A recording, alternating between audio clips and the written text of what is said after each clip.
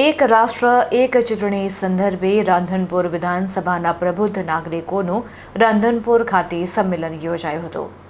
પાટણ જિલ્લાના રાંધનપુર ખાતે 16 રાંધનપુર વિધાનસભા એક રાષ્ટ્ર એક ચૂંટણી સંદર્ભે 16 રાંધનપુર વિધાનસભાના પ્રબુદ્ધ નાગરિક સંમેલન યોજાયું.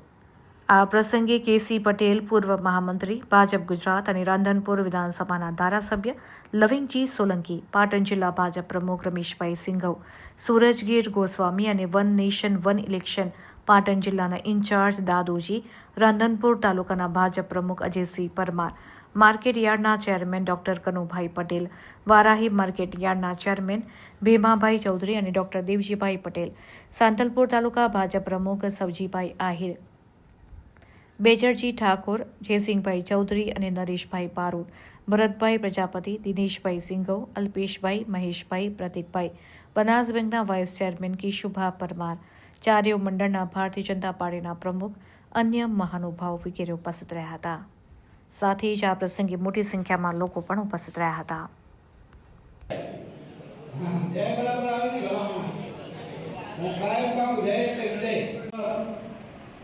રાંધનપુર વિધાનસભાની આપણી બેઠક પ્રબુદ્ધ નાગરિક સંમેલનની અંદર ઉપસ્થિત આપણા પાટણ જિલ્લા ભાજપ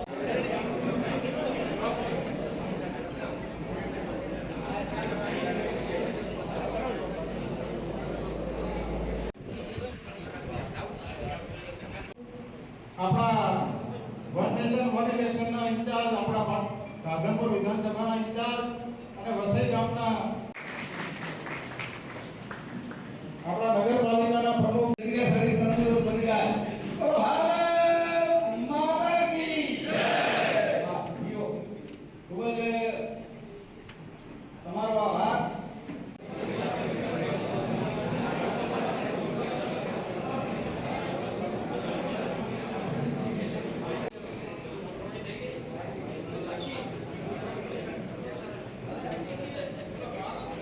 ભારત માતા કી જય. દેશની અંદર એક પ્રકારનું આ આંદોલન ચાલી રહ્યું છે દેશ હિત માટે, વન નેશન વન ઇલેક્શન. એનાથી રેલીઓ અને ખૂબ બધા જાગૃતિના કાર્યક્રમ થયા છે. આવા પ્રકારે અનેક સંસ્થાઓએ પણ કામ કર્યું જેમાં દેશનું હિત રહેલું. વન નેશન વન ઇલેક્શન, જો એક જ ઇલેક્શન આવે તો લોકોની પણ માગણી કે વારંવાર ઇલેક્શન આવવાથી વિકાસના કામ અટકી જાય, ખૂબ ખર્ચ વધી જાય છે, લોકોને હેરાનગતિ થાય છે. તો એ બધામાંથી મુક્તિ મેળવવા માટે વન નેશન વન ઇલેક્શન એ કાયદો કરવાની જરૂર છે અને લોકોનું સમર્થન છે. અને એ માટે લોકોની જાગૃતિ માટેનું આજે રાધનપુર વિધાનસભામાં આ પ્રબુદ્ધ નાગરિકોનું સંમેલન રાખવામાં આવ્યું છે. એ પ્રકારે સમગ્ર ગુજરાતની દરેક વિધાનસભામાં કાર્યક્રમ રાખવામાં આવેલો છે.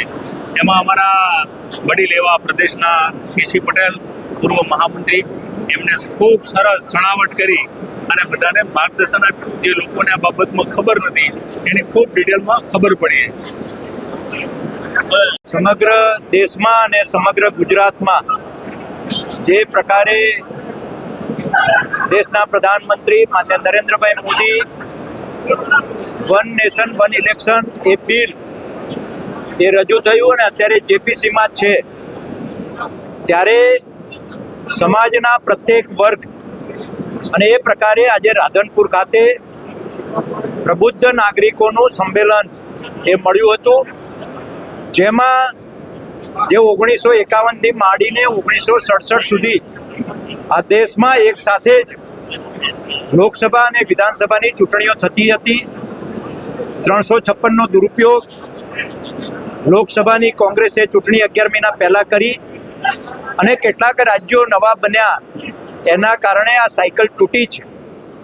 પણ આના કારણે અનેક અડચણો દેશમાં સતત જુદી જુદી ચૂંટણીઓ થવાના કારણે વહીવટીતંત્ર, આચારસંહિતા, ખર્ચાઓ, વિકાસને પણ અવરોધરૂપ આવા અનેક પરિબળો એ છે. ત્યારે સમગ્ર દેશની જનતા ઈચ્છે છે કે ફરી એક વખત દેશની અંદર આ બંને ચૂંટણીઓ એ સાથે યોજાય અને લોકસભા અને વિધાનસભાની ચૂંટણીઓ સાથે યોજાય તો અનેક પ્રશ્નો અને લોકોને પણ એના વિકાસ માટે, એના ડેવલપમેન્ટ માટે ખર્ચમાં પણ ખૂબ બધો ઘટાડો થાય, જે દેશના વિકાસમાં વપરાય અને એટલા માટે આ અભિયાન સમગ્ર દેશમાં ચાલી રહ્યું છે અને ગુજરાતમાં પણ આ દરેક વિધાનસભા વાઇઝ પ્રબુદ્ધ નાગરિકોના સંમેલનો યોજાઈ રહ્યા છે, જેમાં ખૂબ મોટી સંખ્યામાં ડૉક્ટર્સ, વકીલ, એન્જિનિયર, પ્રોફેસર, ચાર્ટર્ડ એકાઉન્ટન્ટ આવા અનેક સમાજના પ્રતિષ્ઠિત લોકો